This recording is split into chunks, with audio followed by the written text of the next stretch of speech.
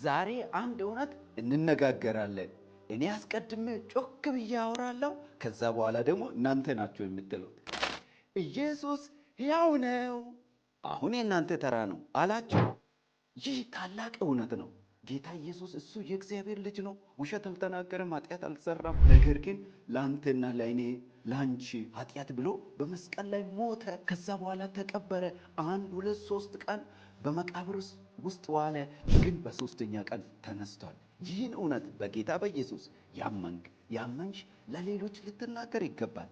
በጌታ በኢየሱስ ያላመንክ ጌታ ኢየሱስ ደግሞ ደግም ተመልሶ ስለሚመጣ ብትሞት እንኳን ከሞት ተነስተህ ከእሱ ጋር አብረህ ወደ መንግሥተ ሰማያት ለመሄድና ከእርሱ ጋር ለመኖር አሁኑኑ በጌታ በኢየሱስ ልታምን ይገባሃል። ይህ ታላቅ እውነት ነው። ኢየሱስ ሕያው ነው።